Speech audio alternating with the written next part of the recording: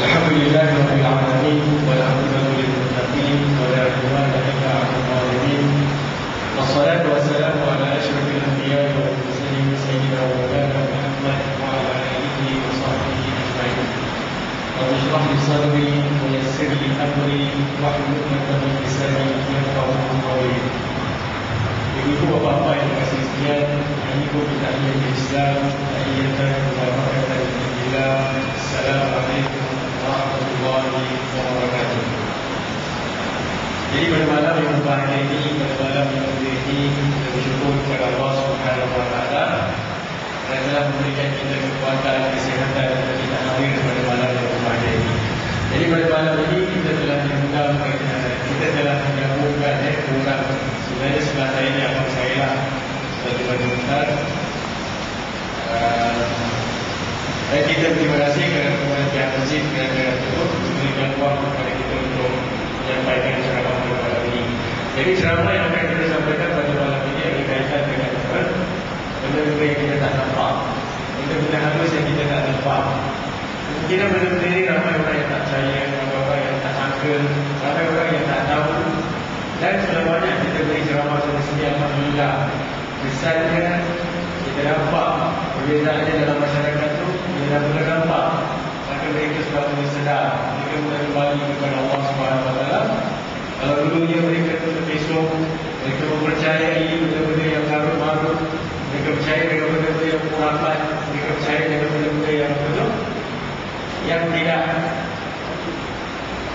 berlandaskan apa yang diajar oleh Nabi SAW dan syariatnya dan syariat Allah SWT. Maka pada hari ini kita nampak masyarakat Islam dalam keadaan sedar. Kalau dulu mereka takut dengan benda-benda yang lain, kalau dulu mereka takut dengan benda-benda yang hantu di malam dan sebagainya, kalau mereka tak lakukan sesuatu, mereka bimbang mereka akan diberi malapetaka dan sebagainya. Tapi sekarang mereka dah tak percaya macam itu lagi. Kerana apa? Keyakinan dan kepercayaan kita kepada Allah SWT itu sudah bertambah kuat. Dan kita dah bertambah yakin, kalau kita sakit, siapa yang dapat sembuhkan? Allah SWT. Kalau kita sakit, siapa yang boleh selamatkan? Allah SWT. Jadi apa makna kita sembahyang 5 waktu setiap hari? Apa makna kita sembahyang, kita sembah Allah SWT? Ia akan na'budu wa ia akan nasta'in. Kepada engkau kami menyembah, kepada engkau kami mohon perlindungan. Betul tak? Tapi pada masa yang sama masih lagi kekurapan, benda-benda syirik kita lakukan di luar sembahyang kita. Ada di antara kita ada pergi kubur, disembah kubur. Ada di antara kita buang acar seperti orang-orang yang bukan Islam. Ada di antara kita yang pergi dekat tempat-tempat yang tak betul dan bercakap dengan syariat Islam. So, jadi alhamdulillah dengan ceramah-ceramah yang kita adakan ini, masyarakat kita sedang, dan insya-Allah dengan penerangan-penerangan lebih lanjut ini sebagai mukadimah, kita akan masuk sikit tentang apa benda-benda yang lain ini, apa kaitannya dengan kita dan bagaimana benda-benda ini boleh merosakkan kehidupan kita, dan kita akan sebut sikit macam cara-cara untuk kita belajar sikit. Itu sebagai mukadimah saya lah. Jadi saya boleh sepakat kepada Ustaz Zani untuk tambah sikit, kemudian kita akan apa macam berbincang begitulah. Ustaz, kalau ada soalan boleh soal kita nak dia secara informal. Secara informal itu akan okey? InsyaAllah. Assalamualaikum warahmatullahi wabarakatuh. Alhamdulillah wa kafa, wassalatu wassalamu ala nabiyil mustafa wa ala alihi wa syurafa. Yang berbahagia Universiti Tahir, jadi Ustaz sama ini berbahagia juga sekarang berani para hadirin yang dapat meluangkan masa pada malam ini. Alhamdulillah kita ditemukan Allah Subhanahu wa taala di dalam sesi ceramah. Jadi dikatakan sesi ceramah bulanan yang saya buat rutinnya di mana-mana masjid untuk memberi pengenalan. Alhamdulillah dengan pengenalan ini dapat bersama kita menjalani hidup dalam kesempurnaan. Jadi sebagaimana tajuk yang telah dipilih oleh pengatur dan mukadimah telah dijelaskan oleh Ustaz. Jadi saya akan memulakan ceramah ini pada malam ini dengan satu soalan. Apakah itu kehidupan? Ini soalan yang sepatutnya kita tanya dulu. Sebab kita sudah hidup Tetapi sebagai sekarang kita mungkin tak jelas apa tak ibu kehidupan kita. Dan bagaimana nak menjalani kehidupan. Sedangkan Allah SWT mencipta makhluk di hukum bumi ini dengan beraturan sekolah berkutan juga jenis. Kita hidup bersama mereka. Kita hidup bersama binatang buas. Binatang buas tak dipatah dan masuk tubuh kan. Kita hidup dengan ulas. Kita hidup dengan serangga. Kita hidup dengan macam-macam makhluk yang ada di sekeliling itu. Kita lihat, apabila kita sihat, kita boleh jalan. Tak ada satu serangga, tidak ada satu binatang yang mengambil kita. Tetapi kalau kita sakit, contohnya, kalau kita terjatuh di perjalanan, dan kita jalan-jalan, jatuh, campak, terus termasuk mesma. Satu hari, orang tak jumpa kita. Kita pengsan atau kita mati semua. Esoknya kalau orang jumpa, apakah yang dikira kita? Itu tak jawab. Apa yang dikira awak? Kalau awak terbaring di semak-semak sebelum. Pertama sekali akan rapat dengan kita cacing. Itulah. Cacing akan keluar nak makan kita. Masuk dalam telinga kita. Cengkering. Masuk dalam hidung kita. Semut. Dan masuk dekat mata kita. Dan ulat-ulat yang lain akan mengurusi mana-mana rongga kita yang terjumpa. Di situ bermakna saudara tidak dapat lihat bahawa kita adalah makhluk yang lemah. Hanya kelemahan kita masih terlindung semasa kita masih berjawab, semasa kita masih boleh bergerak kaki. Tapi apabila terjadi kita akan lemah, kelihatan semua bahaya, semua makhluk-makhluk walaupun kecil yang telah dicipta oleh Allah SWT akan membahayakan kita. Kalau kita sakit, kita terlantar di rumah di katil 6 bulan, 6 bulan. Bukan kata serangga semua membahayakan kita, anak isteri kita membahayakan kita. Semua akan jumpa kita untuk hidup. Orang yang sakit, kita balik sama juga. Yang terbalik merasa di katil sampai lupa kaki, lupa batang makannya. Untuk semua dari itulah. Yang datang nurse, bini lagi, anak lagi, semua dari yang datang isteri lagi balik. Mana-mana sudah tanpa usia juga mana akan datang. Nah, kira-kira kedua saya datang akan dapat progresif akan membersihkan kita. Kalau anak dia yang akan dapat bulan-bulan. Isteri kita datang anak, anak datang anak. Jadi saudara itu kita dapat tahu, kita dapat lihat siapa itu dan apa itu kehidupan. Jadi kehidupan adalah sementara dan menanti kelemahan, menanti kelesuan dan akan menanti kematian. Jangan lupa saudara, di samping itu ada satu jenis makhluk dalam kita yang sentiasa menampilkan kita. Itulah dia makhluk yang dangerous dan berbahaya yang dipanggil jin atau ulat syaitan. Yang memang sengaja dicipta oleh Allah Subhanahu Wa Taala untuk menjadi apa? Untuk menjadi kawan di dalam kehidupan kita. Dengan itulah Allah mencipta syurga, Allah mencipta tempat yang kita mahu kita. Dengan kita dapat mengatasi daripada kesalahan-kesalahan mereka.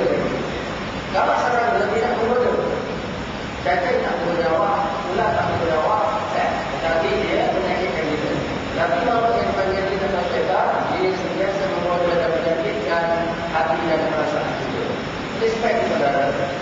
Kalau kita lihat, definisi sakit sendiri kalau kita buka kamus, kalau kita buka perbuatan model, kita lihat sakit itu maknanya apa? Sakit itu maknanya keadaan yang tidak menunggu. Perubahan yang berlaku pada tubuh badan. Daripada keadaan normal kepada tidak normal. Daripada keadaan yang sehat juga kepada lemah. Kalau kita lihat kepada definisi sakit dalam istilah perubatan yang tertulis, lain lagi, dalam lagi. Sakit termasuklah perubahan spiritual. Orang yang selalu diam, kita bisa jadi murung, itu jadi sakit. Orang yang selalu senyum-senyum, ada tahu macam itu sakit. Orang yang selalu mudah ketawa, kita diam, tak mencepat, jadi masa menjadi sombong, itu hanya sakit. Jadi ini semua penyakit kehidupan dan tentu diketahui apa punca-punca dia. Apakah punca-punca dia? Jadi kalau kita lihat, yang lain boleh kita atasi. Tetapi ini adalah satu. Menjadi pengguna manusia yang ini saja. Jadi tidak dapat atasi kecuali dengan kembali bulan-bulan kepada Allah Subhanahu Wa Taala. Sebab godaan yang dilakukan, gangguan yang dilakukan oleh makhluk ini adalah gangguan yang berkontak dalam diriah dan juga barunia. Lahir, keluaran dan juga batin dalaman. Tujuan kita, akidah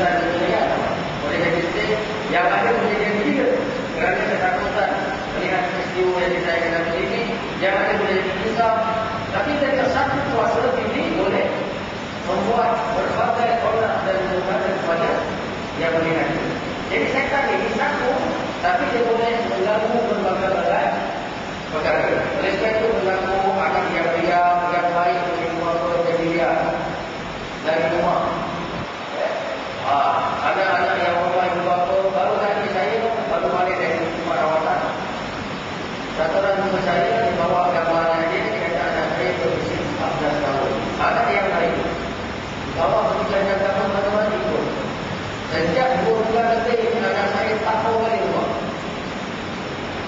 kalau balik mama rumah kenapa balik terus masih kunci cakap dalam hati kalau nak makan ni makan saya tidak tapi sekolah balik sekolah tak boleh bawa berubah satu dua balik dan sekarang dah tak boleh bawa lagi jadi ini antara kes-kes yang ada kalau dia kenapa jadi diri telinga tak tahu keluar mata tak masuk belakang hidung tak masuk turun kenapa begini ini kalau kereta dia jadi pun tak berjalan sekarang kan balik makan je kalau kereta kereta pasal makan kereta kalau kereta bos boleh makan bos cek jangan tahu mungkin kereta surga atau apa kan tapi kalau tidak yang baik hari ini besok jadi apa orang cek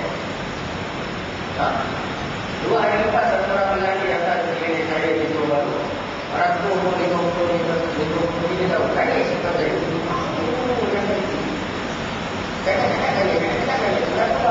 kata isteri saya sekarang ini tak cerai apa orang dia awak mana tak apa pun tak ada semangat pun kalau dia semua sayang saya dia semua saya apa kita jadi jadi kasihan kepada saya sendiri ada sesuatu yang saya kata itu dalam meresap dalam tubuh dia dalam mengubah pikiran dia dan jadi negatif sebab dia datang kerjanya memang tak sedar dengan dia jadi jangan ada keluar apa bersama dia jangan ada sakit dan saya jalan dengan supaya kita tahu tidak dari jalan supaya kita kuat dan sampai dalam Allah Subhanahu wa taala. Jadi saudara tanya, banyak orang tanya, Ustaz, kita sana tak boleh betul. Jadi saya stop kat sini, saya kasih dua Ustaz tadi jaga. Jadi semangat juga kita berdoa dan dia mulai tak cukup dia mulai boleh kerja ke? Nanti kita akan jawab insya-Allah. Jadi sekarang saya menunjukkan dulu saya start kepada pakai tambahan jadi macam Ustaz cakap tadi kadang-kadang orang pergi sembahyang pergi Quran kita kadang-kadang sangka bahawa kita adalah diri kita tapi kadang-kadang bukan kadang-kadang bila kita kata pergi dengan Quran dia kata saya baca Quran Ustaz saya sembahyang bukan baca Quran saya Yasin tapi kadang-kadang bila kita baca kata dia nangis jadi bukan kalau kita kata orang biasa okey tapi ada juga kadang-kadang golongan asal kita juga datang jumpa kita dia kata kita sakit saya kata mana boleh sakit awak selalu sembahyang pagi selalu kat masjid bayar rumah tak lepas bayar bulan tak lepas dia kata dia sakit tapi betul bila kita bacakan dia pingsan mana dia jin sudah masuk dalam badan sama ada dalam sihir dalam hingga, dalam kuat, dalam orang kecil dan sebagainya masuk ke dengan dia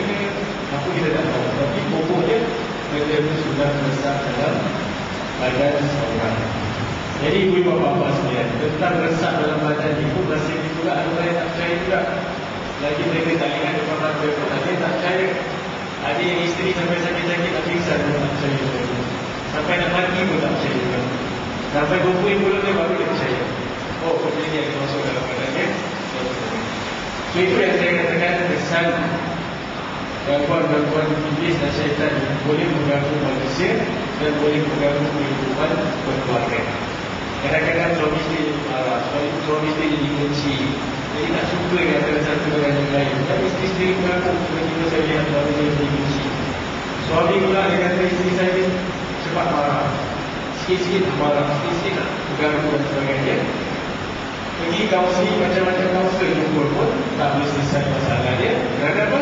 Kerana suatu benda yang juga dalam badannya ini yang dia katakan benda yang kita tak mahu nampak yang telah mengganggu kehidupan kita tadi. Jadi macam mana kita nak mengatasi benda macam ni? Kalau kita pergi tempat perawatan, kita pergi doktor pun doktor tak dapat apa. Pergi buat x-ray pun dia tak tahu apa penyakit kita sebenarnya. Sebenarnya penyakit kita adalah penyakit yang dikatakan resapan dalam badan ni sama ada dalam sihir, hingga dan sebagainya. Jadi inilah yang nak dikatakan pada malam ini supaya kita semua sedar benda-benda ini boleh mengganggu kita.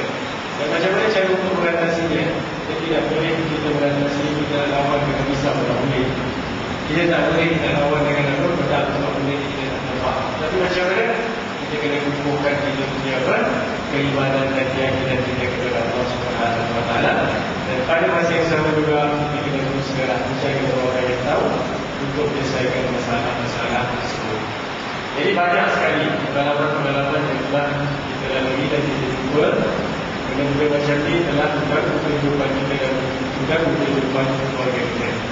Sebab itu kadang-kadang orang yang tak belajar, orang yang tak ada ilmu, kadang-kadang dia cepat stres. Kenapa? Sebab dia kata yang 20 tahun sakit tak boleh baik. Saya sembahyang, saya puasa, saya baca Quran pun tak baik juga. Jadi buat apa saya sembahyang lagi? Tak payah sembahyang. Saya buat apa yang Ustaz suruh pun tak boleh baik. Buat apa saya nak pergi buat lagi? Sudahlah, kalau dah jahat terus. Jadi ini orang yang stres. Dan orang macam ini kita tolong. Kerana kalau kita tak tolong, dia akan dapat sesat. Dia akan dapat besok. Kadang-kadang yang pergi jumpa bobo sekali dia baik. Itu kebetulan setan tolong dia. Jadi dia akan percaya dengan setan, maka dia tak percaya dengan kuasa Allah Subhanahu Wa Taala. Jadi kita kena belajar yang bapak pastian. Kita kena faham bahawa benda ini yang kalau kita boleh besok datang kita. Kita balik kepada sejarah Nabi Syuaib kalau tak saya alaihi salam. Allah SWT uji dia dengan macam-macam ujian. Setan pernah jumpa dengan Allah SWT minta izin dengan Tuhan. Wahai Allah, aku nak uji Syuaib tadi. Kerana dia hamba kau yang soleh. Aku nak besokkan kepercayaan dia dengan Tuhan. Allah SWT bagi izin kepada setan, buatlah, tapi kau tak boleh ganggu diri dia. Akhirnya setan mengumpulkan bala tentera dia, mengumpulkan segala kekuatan dia. Dia jadi api, dia jadi angin. Dia bakar semua ladang-ladang Nabi Syuaib AS. Habis semua kekuatan. Orang yang kerja dengan Nabi Syuaib pada ketika itu semuanya dah lari. Pasal apa? Harta dah tak ada, apa lagi dah duduk dengan Nabi. Jadi ini orang-orang yang duduk kerana kepentingan. Orang akan lari macam Ustaz kata tadi, kalau kita dah sakit, muka kita dah tak macam muka kita sekarang ni, isteri kita pun mungkin lagi. Betul tak? Ada orang kahwin dengan orang kerana suami dia cikgu, suami dia kena buang kerja dah, dia pun cari tempat lain. Betul tak? Kerana ada fizikal. Jadi Nabi Syuaib diganggu macam tu, larilah semua kerja-kerja dia. Kemudian besok datang lagi pula, ada ribut dan sebagainya, mati semua lembu-lembu dia. Lari pula orang-orang yang jaga lembu lagi dan tak urus kerja lagi. Pasal tak ada hasil. Kemudian setan ganggu lagi.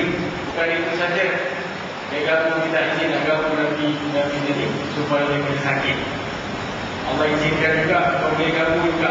Tadi aku kata kau tak boleh ganggu badan dia, tapi sekarang aku izinkan kau ganggu badan dia, tapi kau tak boleh ganggu kepercayaan dan keyakinan. Betul. Kemudian dibagi dia sakit yang melarat. 70 tahun dia sakit. 70 tahun lamanya dia sakit. Pudis-pudis, bisu-bisu kemudian hingga isteri yang paling dekat dengan dia pun sudah lari tinggalkan dia. Tapi hati dia tetap dengan siapa? Allah Subhanahu Wa Taala. Tak tergugat sedikit pun keimanan dia. Kemudian apa dia kata? 70 tahun aku hidup sihat, maka 70 tahun aku layak untuk sakit. Aku dah 70 tahun sihat, maka 70 tahun juga aku layak untuk sakit-sakit seperti itu. Maka setan dah tak boleh ganggu lagi orang yang macam ni. Pasal apa? Keimanan dia kuat, keyakinan dia kuat. Tapi kita, kalau kita sakit 5 tahun, kita dah merasa, oh dah tak ada ubat. Kita sakit 20 tahun, kita dah rasa, kita dah tak percaya lagi dengan kuasa Allah Subhanahu Wa Taala. Ini yang kita nak letakkan keyakinan. Allah bagi kita kesihatan 40 tahun kita hidup. Kemudian 20 tahun kita sakit, kita dah marah dengan Tuhan. Kita dah sangka buruk dengan Tuhan. Kita kata Tuhan tak adil. Kenapa saya diberi sakit yang melarat, orang lain tidak diberi sakit seperti saya. So itu bahagian kita masing-masing. Allah SWT akan uji kita. Allah akan uji kita dan syaitan tidak akan lepaskan kita. Kalau kita semakin kuat keyakinan kita, semakin kuat iman kita, maka ujian kita lebih kuat. Sehinggalah ada yang besok, ada yang tidak percaya dengan Allah, dan ada yang tidak ada sembahyang terus, dan ada yang tidak percaya dengan apa? Kuasa Tuhan tadi. Kerana apa? Dia beri ngomong, apa ni? Buang acak baik. Jadi dia percaya dengan benda-benda yang macam tu. Ini yang saya nak fahamkan dulu bapak-bapak sekalian. Kita nak buang khurafat-khurafat dalam masyarakat kita.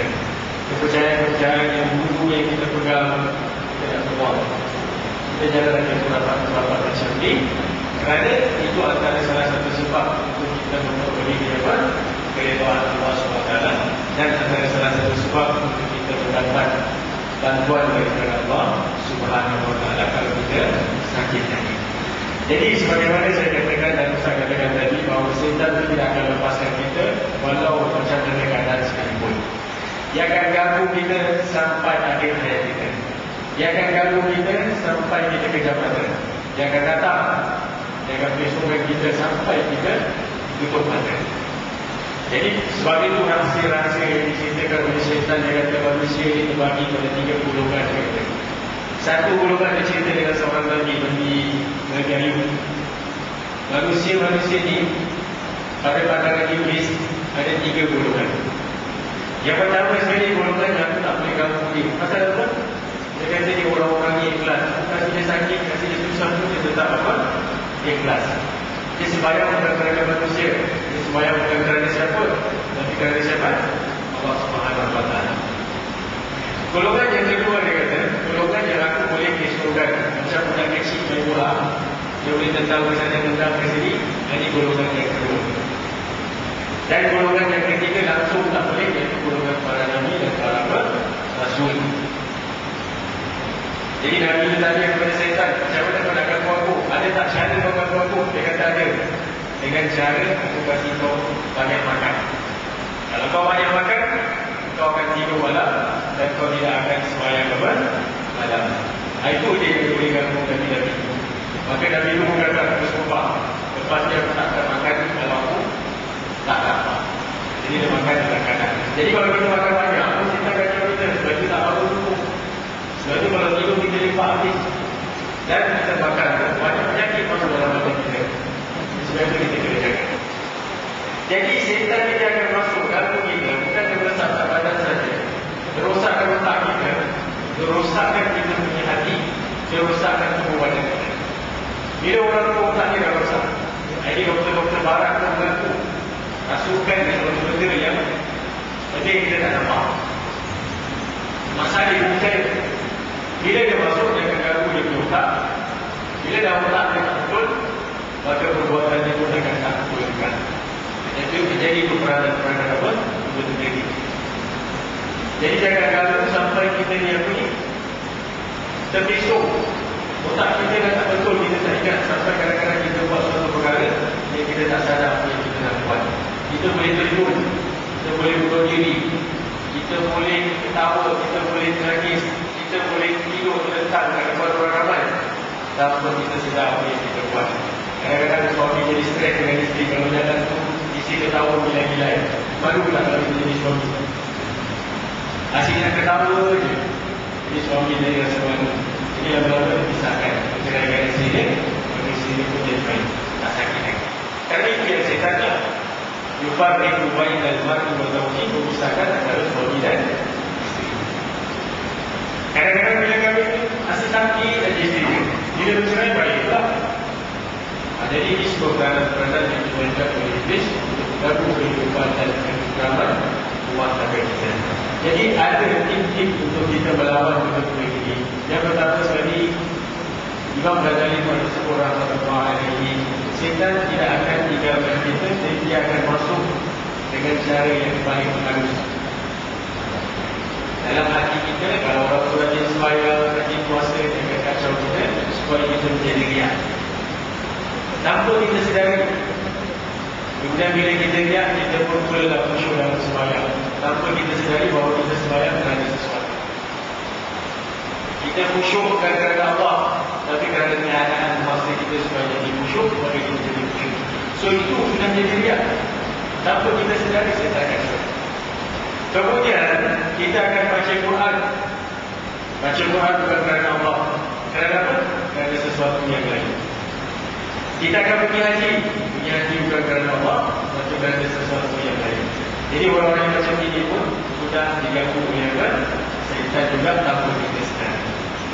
Dia bukan ganggu sakit, tapi dia ganggu dia punya hati supaya dia apa? Dilakukan sesuatu bukan kerana benar-benar kerana Allah Subhanahu wa Ta'ala. Sebab itu ada cerita, ada satu orang tu dia jumpa syaitan satu hari tu, dia boleh lawan dengan syaitan, dia boleh pukul syaitan. Kemudian syaitan janji dengan dia, dia nak terbang dalam pokok sebab orang tu pergi sebab pokok tu. Jadi dia datang dengan ikhlas dia nak terbang pokok tu.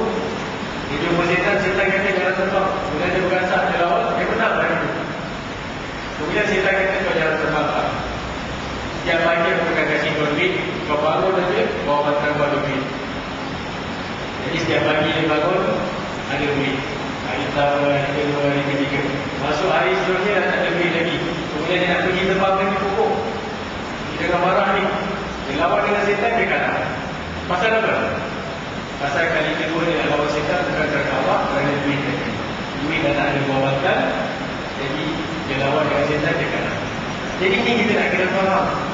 Kita lakukan sesuatu tidak kerana Allah, maka mudah diganggu oleh apa? Iblis dan syaitan. Dan bila kita jiwa kita kosong macam tu, dia boleh duduk dalam badan kita, dia boleh hidup dalam badan kita, dan dia boleh berjoget dalam badan kita. Ada syaitan gemuk, ada syaitan kurus, betul tak? Syaitan gemuk kata dengan syaitan kurus, aku kau kurus. Syaitan kurus kata aku hidup dengan orang yang suka sembahyang, semuanya ikhlas.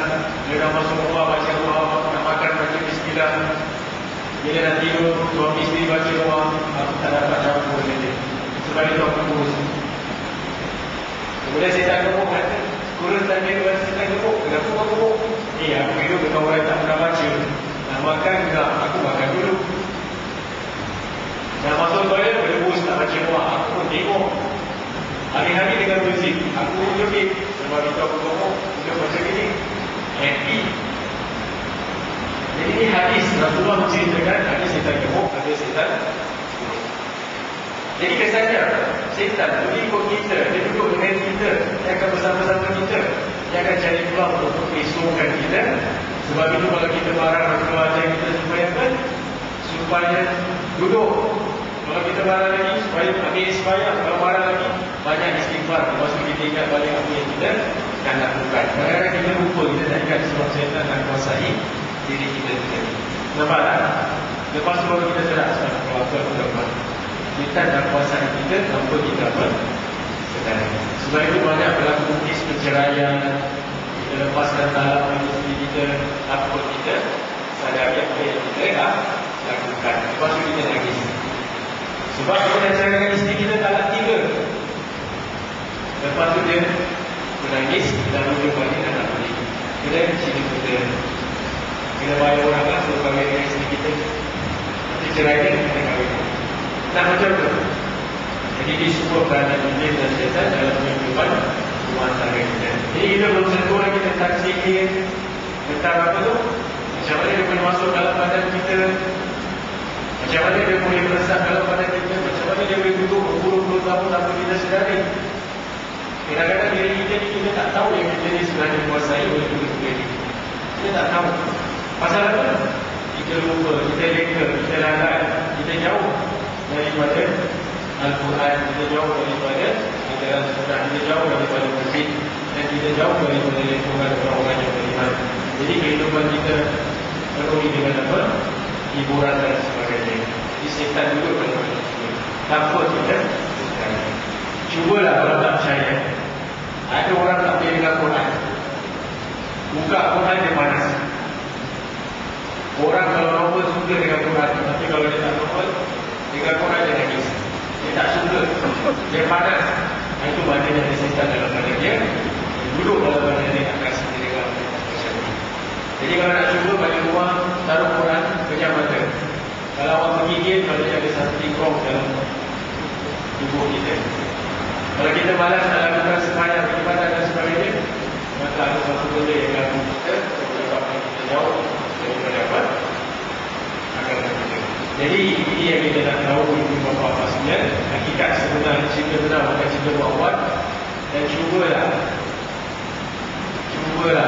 kalau kita rasa gedebak-gedebuk jantung dan kumur tu, maknanya ada something wrong. Apa kena dengan diri yang begini? Mungkin ada tiga yang jadi insyaAllah Ustaz Tuhan akan tambah lagi lah. Nanti kita akan sebut habis dari titik untuk kita menilai daripada benda-benda ini. Baik, itu dia poin-poin yang telah kita dengar. Jadi sama sikit. Kalau kita dah dengar daripada Rasulullah mengatakan tentang beberapa negara itu lama menceritakan tentang gemuk dan buruk. Saya baca sama kita ada yang setan belakang kaki ini. Jadi bacakan Quran, setan nak bodoh tercampak kaki ini belakang. Wah, dia. Pun dia dah cerita lama. Tapi satu yang saya jumpa, setan tengah. Wah, ini setan cerita ni. Ada setan tengah, orang-orang di semua. Dia setan segera ni saya jumpa dekat video. Cerita yang menarik. Banyak-banyak dia setan tengah. Jadi satu keluarga jumpa saya di rumah dia. Dan keluarga ni berjaga nak keluar rumah. Dan kita tahu dia nak keluar, tak dapat keluar. Jadi keluarga semua tak sedar dalam rumah tu. Bagi saya datang. Kemudian saya datang ke rumah dia, saya masuk ke rumah. Isteri normal lari masuk rumah. Masuk saya masuk rumah. Saya buat. Bukan kakak dia, isteri dia masuk. Saya tengok, dia kena istimewa. Satu satu. Saya satu-satu pun. Kalau dia masuk dalam rumah, tutup dia dalam. Saya kata dia sedikit, suami dia jangan belik. Kalau tak berlaku demikian, dia tak pernah. Itu baru tak boleh belik. Dan kalau tak, dari lipat tak boleh. Jadi apabila saya balik luar, saya bacakan Quran, dia bercakap dengan hidung kau. Dia kata, aku berkurang. 30 tahun itu. Saya kata, dia nak bawa awak tahu. Bagi sama jawab. Dia duduk 8 keluarga, 8 beranak. Datuk nenek, anak 4 orang. Panggil-panggilnya, kalau juga. Saya tak faham. Panggil anak awak, anak bapa awak, panggil sekolah juga. Panggil bini awak, sekolah. Semua sekolah. Kalau misalnya dia tidak ada sekolah. Tadi kamu berapa orang duduk rumah ni, kami ber-8.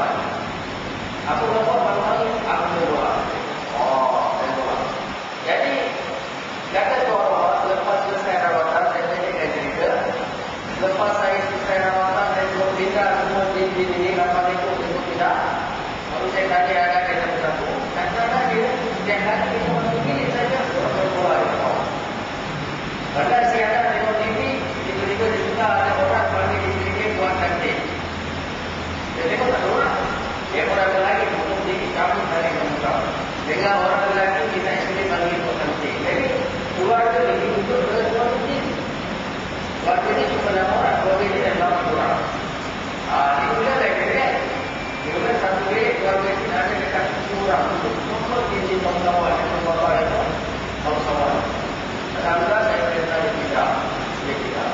Jadi kat sini, mereka memang benar-benar hidup seperti itu.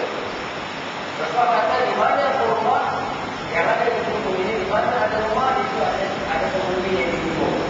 Dia akan turun makan bersama kita, dia akan tidur bersama kita. Jadi barang siapa yang membaca doa, dia akan terlindung daripada, dia akan terlindung daripada Tuhan. Jadi saudara, aku dapat ada yang paling cukup untuk mengelakkan dia daripada gangguan ini. Nanti kita akan cerita tanda-tanda diganggu juga rumah apa, tanda dia ada tanda. Tiap ada angin, dia ada benda itu yang kan. Tak ada angin, tak akan sebut, sebutnya.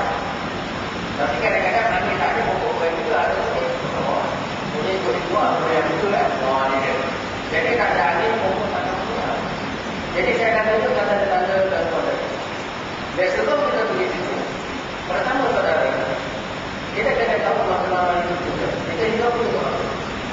Pertama untuk dapat balas yang baik dari akhirat kan.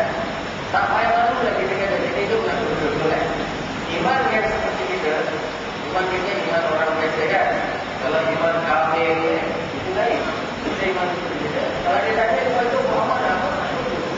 Kalau awak nanti saya, kalau rasa Muhammad itu aku saya nak betul. Apa yang awak tak saya tak nak berarti. Sebab tu tak nak berada, tak nak makan lagi. Kita pergi musik itu berarti. Kita Jadi kalau ada surga Allah bagi kita jangan senang. Senang tidak senang. Apa yang ada urusan semuanya sampai Allah, sampai waktu, sampai mesti. Itu bukan dalam surga. Itu adalah jalan mencari jatuh dan merupakan salah satu jalan memudahkan kita. Bukan jalan yang memudahkan kita di surga. Sebab banyak jatuh. Banyak pengetahuan, kita tahu mana buruk dan kita tahu mana yang baik. Kita tahu mana perintah Allah, kita tahu mana yang Allah. Satu saudara, dan kita kena elak satu. Dan kita kena jaga satu saudara, pertama yang kita kelas. Yang kedua, macam kita jangan ada lihat yang kita kata. Dan dia adanya tak fikir. Imam Ghazali kata, dalam ayat nanti. Dia kata ada orang lebih riak daripada orang riak. Orang riak, orang tak kabur, dia kata sangat. Ini senang saja dia, aku sepak dia kalah, aku dia tak kabur. Ada orang lebih tak kabur dari itu. Ada orang lebih riak dari itu. Jadi orang yang berburu-buru. Orang yang berburu. Contohnya, kalau tadi contoh, dia tafsirkan suara dia dalam Al-Quran.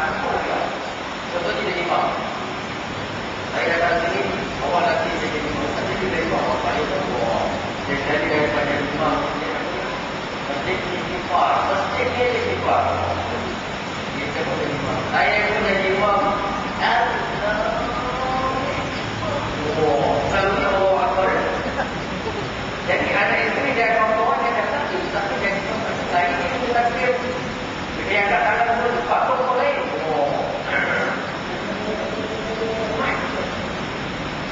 Dia tafsirkan bacaan di rumah, bacaan anak duduk dan dia dapat juga hadis. Baru berdiri dia dipanggil. Ibarat orang yang masuk Olimpik. Baru pemilihan dia gitu. Belum berjilawar mereka ada pemilihan dia. Yang masuk pertandingan kita masuk Quran. Lalu pemilihan dan negerinya tidak boleh. Dia kemudian. Dia pergi bayar ini dan pergi bayar rutin. Orang lalu bayar ini lalu bayar rutin. Itu apa-apa tak. Dia kata tak. Jadi ini saudara. Jadi macam mana saudara kita nak tahu itu riak ke itu tak kabur ke? Kamu tidak akan boleh tahu. Kata Syekh Al-Hanafi kata dia, "Anas la ya'rifu tariqatan taqwa kaifa yaqdi." Anas la ya'rifu tariqatan taqwa kaifa yaqdi.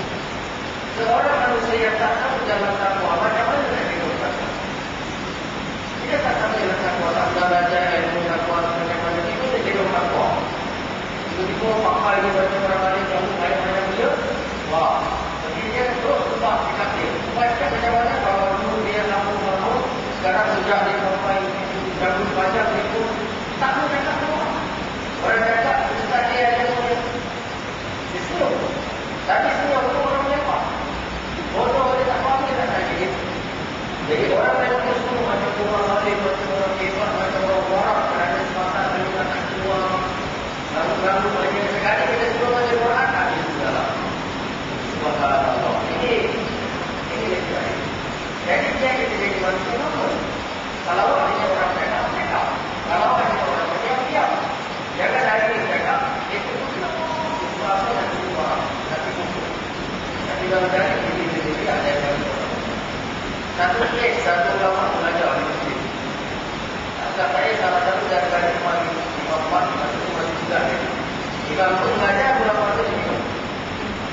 Orang tanya mengambil kata dia membagi mengajar. Dia membagi mengajar. Jadi satu saya duduk depan. Jadi itu tentang berbangun pada untuk jadi imam. Ibu dia masih pun ada sejak dia. Dia belajar. Satu hari dia tanya saya jawab ini. Baru dia jawab tak cukup. Dia jawab semua tak tahu. Dia cuma imam tu saja kaki dia jadi imam dia. Kaki dia tu terbalik. Dia tahu kaki dia kena balik pusing. Sebab dia kata, aku tak selesai jawab ni. Rupanya tak ada kosong. Jadi kalau saya kaki dia terbalik. Dan menunjukkan orang depan saya itu. Action dia itu. Jadi saudara, ada kubur ini. Jadi apabila kita datang, jadilah orang itu. Jadi kita belajar. Apabila kita tahu, jadilah orang tawaduk. Jangan lupa dengan apa yang kita tahu. Nanti dalam sekarang banyak orang tak tahu. Saya beri contoh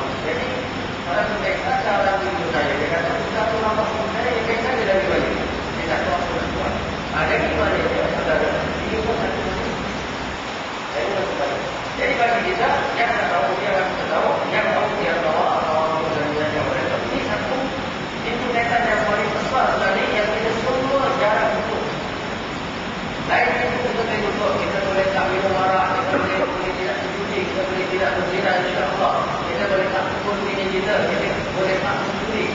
Tetapi nafsu ini kita tak boleh. Kita tidak boleh menjadi orang yang betul-betul normal, yang tidak ada dan tidak ada. Awak tahu tak Rasulullah macam orang ini? Kalau kita baca sejarah Rasulullah, kita tahu Rasulullah apabila dia nampak orang berkumpul, orang miskin berkumpul di dalam orang berkumpul, dia akan pergi orang miskin. Dia tak akan pergi dekat orang lain. Dan juga orang miskin yang makan dengan orang miskin. Rasulullah mendapat orang paling kasar, tanpa akan dapat angkatkan orang itu sampai ke sini. Dan Rasulullah apabila berjumpa sama, orang tak sempat beri Assalamualaikum, dia beri Assalamualaikum. Tapi cuba dia mesti. Kadang-kadang kita tidak. Kita lain. Dia tunggu orang apa, kita orang bertanya, sebab kita kalau tak, orang nampak. Ini semua salah satu. Walaupun dia ada ilmu, dia ada sifat-sifat sebagai ulama, tapi dia tidak ada ilmu kan. Sebagai apa? Yang sifat-sifat kawan yang telah diajar oleh Rasulullah. Jadi dua benda tidak boleh bersama. Siapa ada ilmu, dia tidak ada kawan. Kalau ada ilmu dan kawan, dia mesti aktifkan. Jadi saudara, jika itu berlaku, orang yang melayan, orang beribadah itu betul. Jadi itu saja memberi komentar yang paling cantik dalam buku ini. Kata dia, dalam bab berzikirkan wali Allah, dia jelaskan kata-kata wali Allah ini boleh dia tak fikir. Wah, berani juga kan? Orang itu belajar awliya Allah, boleh tak? Wali Allah fikir. Kata orang yang tak sebagai seorang guru yang musyrik yang hebat, boleh tak fikir? Kata Syekh Al-Albani, semua manusia boleh sakit, semua manusia boleh gila, termasuk Allah. Apabila wali Allah jadi gila, maka itu wali yang gila. Jadi awak tak boleh datang kalau wali tadi minta dia kasihan, dia gila siapa? Dia minta awak, aku guru bagilah saya kasihan gini. Kalau tak apa dia gila. Apa guru yang tak ada sebelum pasal ada cerita gila. Tetapi kewaliannya akan datang kembali apabila dia sehat pula. 2-3 hari dia masuk sekitar dengan jumpa dia pun sehat, maka orang itu kembali lagi ada kewalian. Jadi ini nak tunjukkan kepada kita maksudnya tidak maksud. Tidak maksud. Jadi kenapa Allah SWT menanyakan penyakit itu kepada orang itu? Ini dikatakan adalah ujian kepada Allah SWT. Bagi Nabi Allah yang alaihissalam yang tadi kita bilang, Nabi Allah disakit Nabi Allah bayangkan. Lepas mati, kami mati, isteri, keluarga, semua menangis pada mereka. Tentu orang akan andai kan? Saya ada yang mungkin orang itu maksiat kan? Oleh sebab itu Allah SWT yang menghubung dan sebagainya. Orang andai. Tetapi tak ada orang andai sebab saya adalah Rasulullah. Jadi saudara itu yang paling penting. Apabila ada kelas, apabila ada sifat-sifat yang ada, insyaAllah saya tak susah dan dia. Dia susah nampak, susah dan dia, dan susah masuk ke dalam selalu garing, susah masuk ke dalam tubuh hati, susah masuk ke dalam hati. Kalau ada gabungan sebagai luaran syarat. Ini saudara, satu luaran yang seperti ini, saudara. Sesungguhnya, Inggris itu sudah satunya di tengah lautan. Dan seperti ini. Jika ada Inggris datang di tengah lautan, di lautan besar. Dan mereka akan berdatang malam dia dan rumah-rumah manusia. Di bawah ni. Dia kata, mari aku ni battalion muda sendiri, mari aku. Kita pergi mana? Kita pergi battalion. Buat apa? Rumah itu dah jalan dalam sebuah. Di bawah dia kata keluar daripada lautan, kau pergi rumah ni, kau pergi rumah tinggal. Kau tunggu kalau ada suami bergaduh, kau boleh sampai cerai. Kalau ada suami bergaduh, kau boleh sampai dia berkunci antara satu dengan lain. Dia pun duduk dekat tinggal. Tunggu ini. Itulah suami orang itu balik lapar, ada cat ada dia. Tengok ada dia, aku ada cat dapat harga dari dia.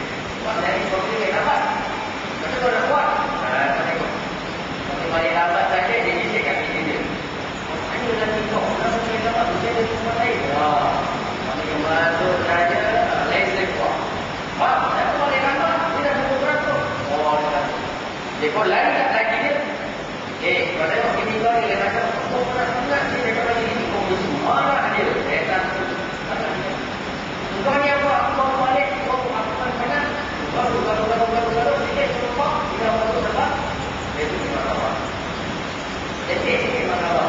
Allah Allah ini. Kadang-kadang ini pun dia kata mereka. Lagi dia minta ini. Kalau solat sebenarnya dia pernah curang. Dia minta lagi dulu. Untuk masuk surga tengok dengan jasa dua pek. Padahal dia curang dan curang. Dia kata lagi dia sebut dengan itu. Dan dia boleh. Jadi saja mahkamah. Jadi mahkamah. Dia pergi minta perlindungan wanita. Bukan kata jentik. Tadi pun tak boleh. Kami dulu telefon. Awak pertama saya tak pertama. Isteri dengan perlindungan. Saya kata suami saya tak betul. Padahal tak ada apa. Kalau jadi suami jadi apa? Dan rumah jadi takut. Saya ustaz telefon ini. Saya tak boleh. Saya kata saya tak boleh. Saya tanya apa tak boleh. Saya tanya apa dia betul. Saya betul. Dia berduga juga. Saya kata dengan dia. Awak sudah jadi gaduh. Awak sudah lagi. Awak tidak nampak. Betul. Awak ada sesuatu. Jadi Allah akan berbawa. Waktu kita berbawa. SMK tadi kita tak boleh. Pada suami tak. Ini kisah dia kan. Orang itu tak kisah dia. Banyak. Jadi setan daripada lautan besar mengutus pada saudara yang berbuat berlaku. Mana ada sahabat saja. Setan itu mereka tak. Kata sahabat lagi satu. Kalau setan tidur pada saudara, akan sama dulu. Pada saudara.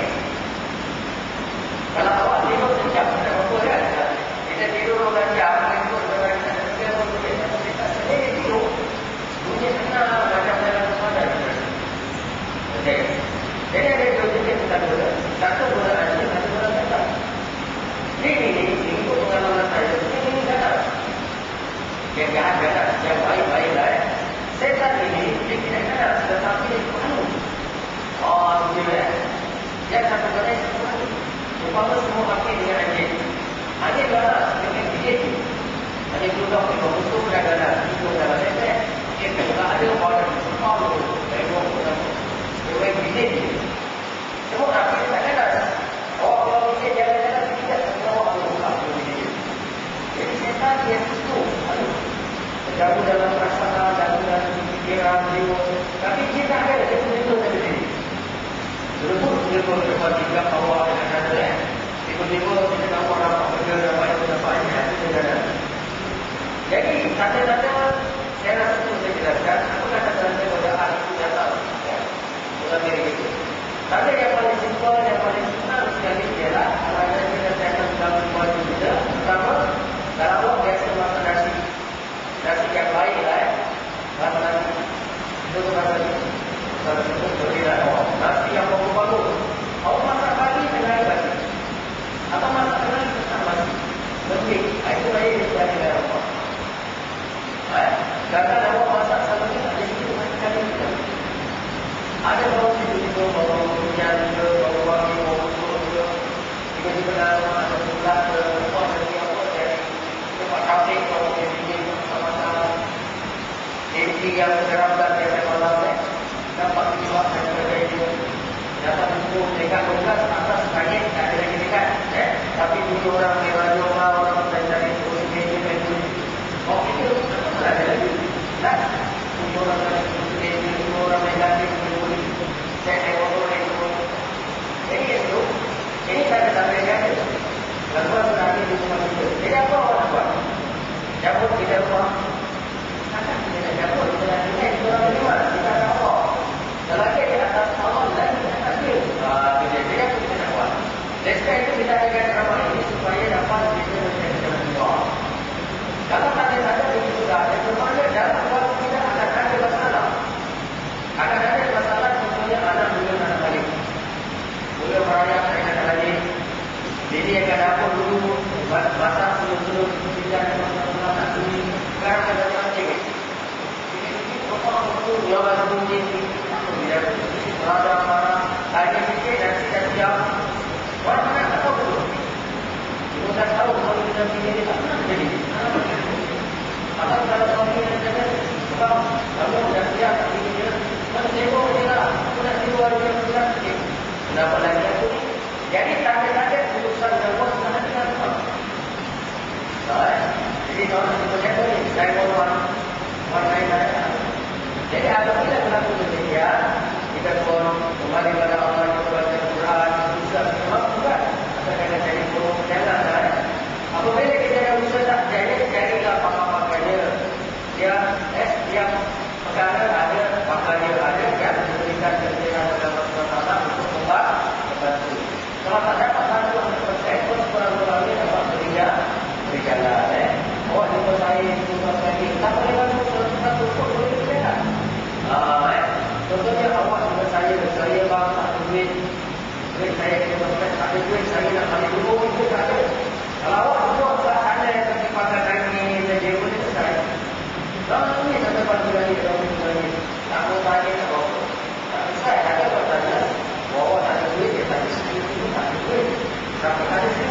saya tak jawab betul. Nanti saya tanya kawan saya. Saya jawab, ada satu saya bodoh lah. Tadi yang awak ada, saya ada dulu. Saya jawab, lah, saya boleh tanya. Contoh kan? Jadi sekolah yang kita berikan adalah, saudara ada masalah, kita sama-sama. Kita sama-sama, saya, sebab kita tak ada orang kita juga, orang kita juga menjadi apa? Duka cita dia dengan sebab orang sebar, dengan sebab orang yang halus. Yang sedangkan obat dia ada, tetapi kita tak jumpa. Sebab kurang orang mengingat obatnya. Jadi malam ini mari kita meningkat sedikit obatnya bagaimana dengan masalah tersebut. Jadi saudara dulu mari kita sama-sama berbincang dan saya. La yutraku la yutraku dan ulama sesuatu yang tak boleh didapati semuanya jangan ditinggalkan keseluruhannya. Ada semua dibuat. Itu saya katakan orang itu banyak sebabnya ada di dalam hati dia apa? Ada hasad, ada kecil, ada sama, ada apa? Tetapi dia tidak mau jumpa menghapuskan. Dia tidak jangan bercakap dalam kembali dia. Ini dia saya kata. Saudara kalau kita tahu dari perasaan itu kita cuba lawan. Kita tidak tahu pada orang yang menghapuskan perasaan dia tak tahu dan sebagainya. Riak dan sebagainya tadi penyakit yang ada boleh berlaku, boleh masuk dalam hati dan dalam tubuh. Kita pakai Allah boleh riak. Kita pakai benda yang bersuatu boleh riak. Kita pakai banyak orang alim pun boleh riak. Banyak orang alim pakai riak. Banyak orang alim pakai sarfah, pakai gandum, pakai dua pun boleh riak. Pakai tekstil pun boleh riak. Pakai nampak besar pun boleh riak. Boleh. Jadi macam mana? Yang tak boleh diriak dengan ada yang berdakwah, dengan ada yang bersuara apa, suara apa. Jadi jam 10 dia serahkan kepada ini. Saya takut nama itu sudah kembali. Atau kemudian saya serahkan Saya lagi naik. Mungkin ada soalan beberapa soalan. Ada soalan boleh tulis kasih pada kita akan jawab. Silakan kalau ada soalan. Tapi saya cakap sikit. Kemudian kalau ada soalan sila tulis. Ada kita tutup dalam 10 orang kan. Baik, jadi kalau ada soalan sila tuliskan. Mungkin boleh tambah sikit tadi. Macam tadi tentang apa tadi? Gangguan-gangguan tadi boleh manusia itu boleh diganggu kalau ada sikap riak. Dan manusia itu boleh diganggu ada satu lagi isu kritis yang perlu saya jelaskan dengan sini, iaitu tentang kejahilan. Dan kejahilan itu benda yang paling syaitan suka. Kenapa? Bila orang itu jahil, dia akan melakukan suatu ibadah. Dia rasa betul, tapi sebenarnya ibadah tadi salah. Sebab apa? Pasal dia jahil. Jadi sebab itu kita tengok ada orang jahil, dia punya riak sangat tu. Dia pakai serban, dia pakai jubah, dia masuk masjid. Orang tanya dia ada jenazah kan? Dia ni tak tahu nak sebagai jenazah, tapi dia pakai macam orang tu tolak dia lagi imam kan? Sebab yang lain pun nak pakai serban besar macam tu. Jadi dia pun jadi imam lah. Kalau nak kata tak tahu malu kan dia pakai yang besar tu. Gak kan? Jadi dia pun jadi imam, Allahu Akbar, dia pun rukuk, dia pun sujud. Ini sembahyang apa? Sembahyang jenazah. Jadi dia jahil tapi dia sombong. Riak dengan pakaiannya, tapi tok kosong. Bila orang tahu, rupanya dia tok kosong, orang semua ada orang keluar. Ini orang jahil tapi tak nak belajar. Dia sibuk dengan apa? Pakaian luaran, tapi dia lupa nak isi yang benda yang di dalam. Jadi jahil ni suatu kosong yang perlu kita atasi. Syaitan suka. Dan Allah SWT sebut dalam Al-Quran, Qul hal nunabbi'ukum bil ahsarina a'mala alladziina dhalla sa'yuhum fil hayatid dunya wa yahsabuna annahum yuhsinuna sunnah. Allah SWT mengatakan, apakah akan kami beritahu? Kamu nak tahu tak orang yang rugi besok dekat hari akhirat? Siapa itu? Mereka yang sesat perjalanannya dalam kehidupan di dunia. Mereka mengira bahawa mereka dah melakukan benda yang betul. Wayahsabuna annahum dia sibuk dan sunnah. Jadi sebab itu banyak orang belajar tajwid, setan kesongkan dia. Ramai boleh dia, tapi belajar sembunyi-sembunyi. Dekat mana? Dekat blog tu, blog ni. Jadi dia belajar lah seluruh-seluruh. Jadi dia belajar lah. Setan bagi dia ilham. Sampaikan ke 2 buku, 3 buku. Karangan satu ustaz. Namanya ustaz. Tapi kalau kita baca buku dia, orang gila pun tahu. Dia tafsirkan Quran, ikut suka dia. Kalau dia tafsir Quran, dia kata, ada pula perkataan-perkataan, kan aku dah kata, jangan ikut macam tu, mana ikut juga. Dia tafsir Quran. Macam tu pun banyak boleh dia. Dia tak mau, ada gila-gila buku dia. Ini setan yang menisuhkan dia, dia bagi ilham dengan dia, sampai orang mengumpulkan dia, dan dia menyesatkan orang lain. Jadi inilah orang yang sangka dia dah buat dalam satu kebaikan, rupanya dia disesat dengan setan yang menisuhkan dia. Dan pengikut-pengikut dia pun sama juga. Kenapa? Mereka ni pun sudah tutup matanya dan tak tahu mana satu yang benar atau satu yang salah. Jadi kalau kita lihat dekat Indonesia, macam ada ajaran dari timur pula tak, baru ni kita dekat satu ajaran pakai putih semua. Kemudian dia bayangkan semua orang, jadi orang perempuan dia banyak yang ikut. Orang perempuan semua tutup apa ni? Otakkan kepala yang sambung ikut guru yang gila ni. Jadi ini semua setan-setan yang perlu kita berkeras. Kita kena belajar, kita kena faham agama kita. Kalau tidak kita akan sesat, kita akan terpisah.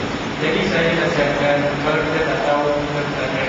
Dan Imam Malik sendiri mengatakan, kalau kau menjawab kau tak tahu, maka kau nak beri jawapan. Jadi maksudnya apa? Imam Malik sendiri kalau ditanya, dia tak tahu, dia akan kata dia tak tahu. Itulah jawapannya. Tapi kalau kita tak tahu, kita mengatakan kita tahu juga, kita jawab ikut hawa nafsu kita, maka kita sudah membohongi agama kita. Dan orang yang mendengar nasihat kita, fatwa kita, dia akan terpisah, dia akan jadi sesat. Sebab itu ilmu important. Kita sangka bahawa kita dah melakukan perkara yang betul, tapi sudah bersalah. Tapi bisa ada katakan tentang ikhlas ini pun important juga. Kerana dalam hadis Rasulullah SAW mengatakan, Inna Allah Azza wa Jalla la yaqbalu minal amali illa ma kana khalisan wa bihi wa Allah. Hadis diriwayatkan oleh An-Nasai. Allah SWT tidak akan menerima amalan melainkan amalan yang dilakukan kerana ikhlas melalui. Apa itu ikhlas? Sebab Qurtubi mengatakan orang yang muklis itu adalah orang yang membuat amalan, kuat amalannya dan tidak suka mendapat pujian daripada manusia. Dia buat, melakukan tetapi dia tidak suka mendapat pujian daripada manusia. Itulah orang-orang yang ikhlas. Dan orang-orang yang ikhlas ini setan tak boleh kacau dia. Setan tak boleh ganggu dia. Kenapa?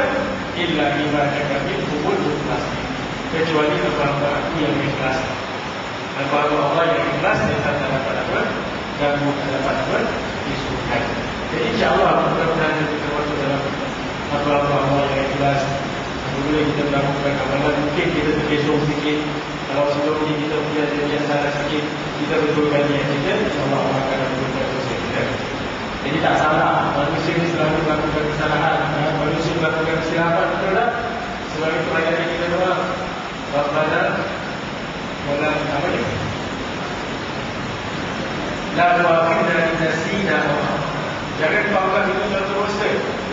Kalau kami lupa, kan kami tersalah. Jadi kalau kita tersalah, kita minta ampun kepada setan. Kita istighfar, mudah-mudahan Allah SWT ampunkan dosa kita kalau kita dah melakukan kesalahan. InsyaAllah kita masuk dalam bulan ini, setan tidak akan dapat memperdayakan kita masyarakat. Ini soalan yang kita bacakan soalan, kemudian kita tutup lain. Jadi Ustaz boleh jawab, apa nak buat kalau kawan kita sambung baca rumah tidur tapi masih mimpi surah? Surah apa nak baca? Baik, soalan tu dia tidak ada jawapan. Dia kata, apa nak buat? Kawan kita sambung baca surah itu masuk surah. Maksudnya tak ada jawapan. Kalau saya bagi jawapan pun mungkin tak selesai. Dia bukan begini. Apabila kita masuk pertanding main muslim, awak nak main muslim dan awak terus Muhammad Ali.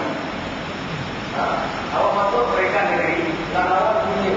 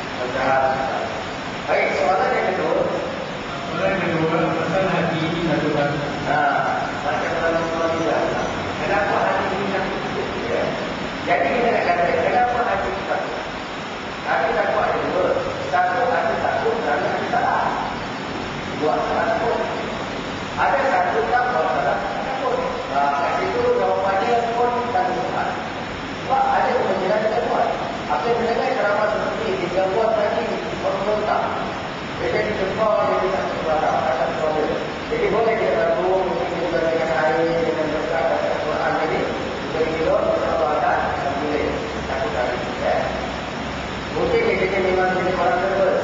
Dia dulu dapat bantuan doktor. Jadi itu juga saya nyatakan ada untuk kepada apa? Mereka dalam dalam boleh bantu bila sihat. Sebab saya jawab ini. Ada soalan lagi, Ustaz, adakah istiqraz termasuk pengaruh setan dan jin? Baik, istiqraz memang daripada setan dan jin. Kalau kelebihan diberi pada para nabi dan rasul dinamakan mukjizat. Kalau kelebihan diberi kepada para awliya, dia dinamakan cara pada awliya dinamakan cara Allah, cara masuk awliya. Kalau pertolongan kelebihan diberi pada orang biasa yang saleh, namanya makhluk. Tapi kelebihan tak diberi pada orang jahat, orang durjana, maka namanya al-istiqraz. Istiqraz maknanya orang yang jahat tetapi dapat kelebihan. Dia nak apa dia dapat? Dia nak duduk kat masjid, nak jadi bos, nak jadi manager, dia masuk dia tak boleh dapat. Orang lain yang tak dia tak dapat. Dia masuk saja. Pergi masuk masjid saja, dia berumur, dia dapat jawatan tinggi. Wakilan, kenapa dia ni? Tak ada, pakaian tak ada, takwa tak ada. Ini satu kelebihan pada dia. Dia pergi mana-mana, dia mau mana pun, dia dapat. Dia nak perempuan cantik, ratu cantik, pimpinan, dia dapat. Jadi dia kelebihan pada dia, dia istiqraz. Dia nak kahwin 10, dia dapat. Orang lain nak kahwin 2,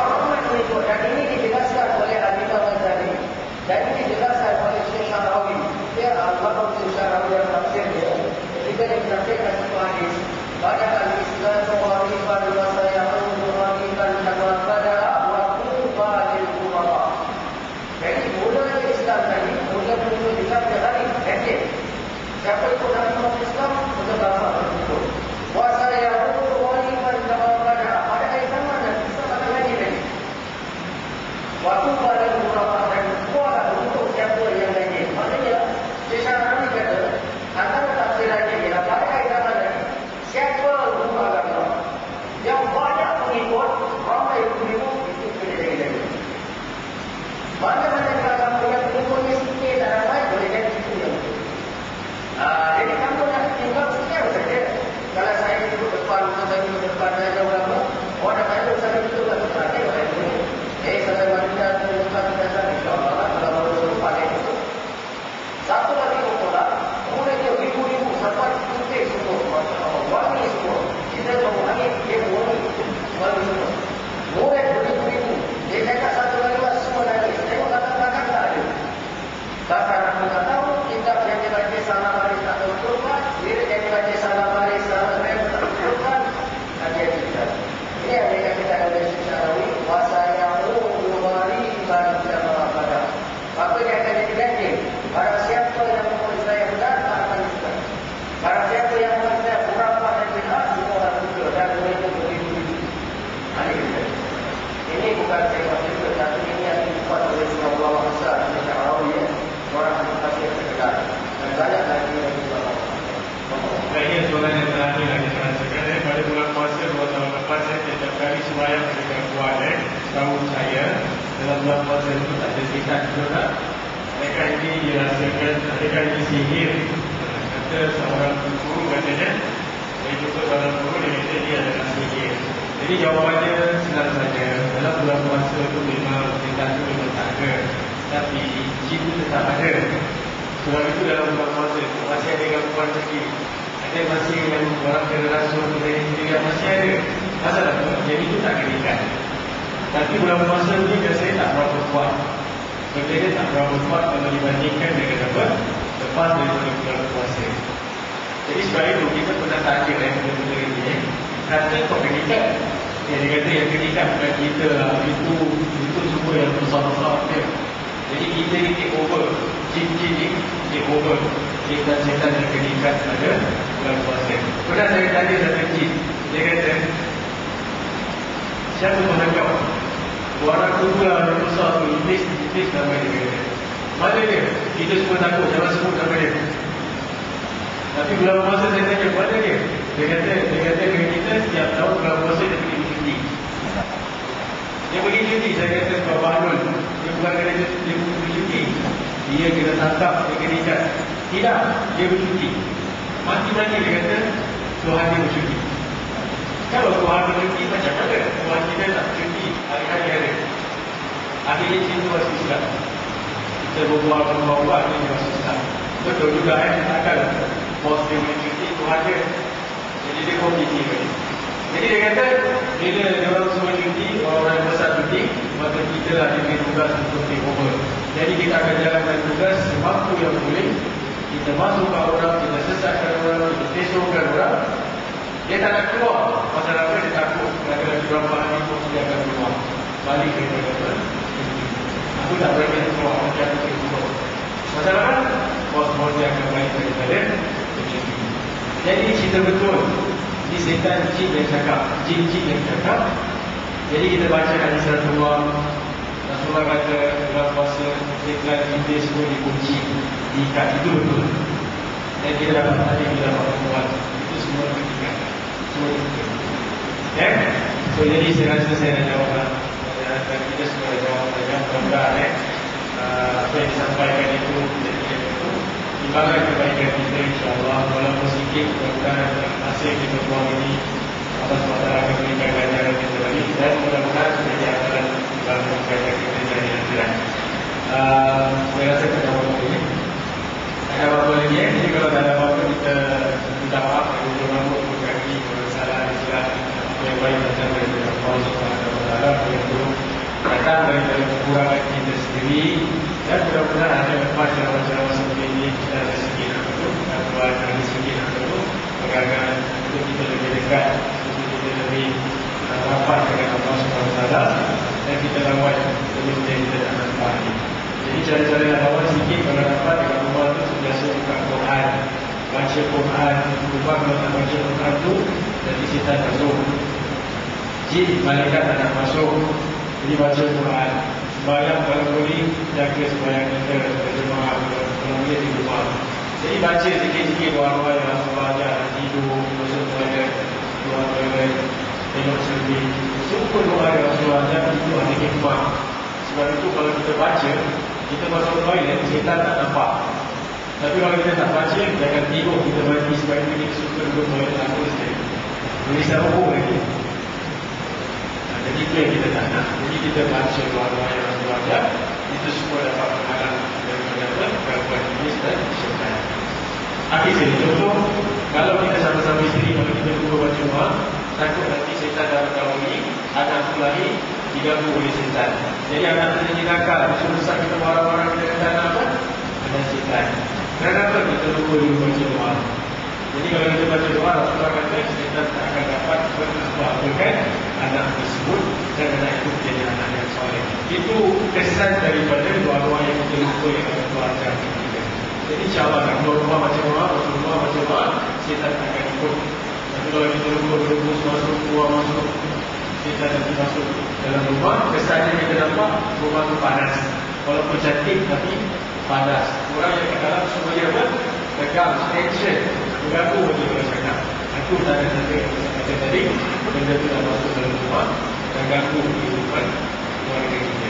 Jadi ini berlaku dalam masyarakat kita.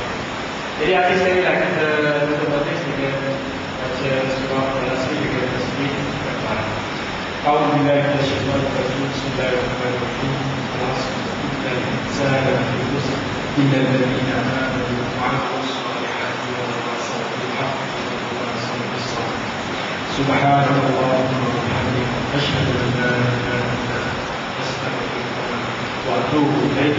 Wassallallahu ala sayyidina Muhammad wa ala alihi wa sahbihi wa sallam. Walhamdulillahi rabbil alamin. Assalamualaikum warahmatullahi wabarakatuh.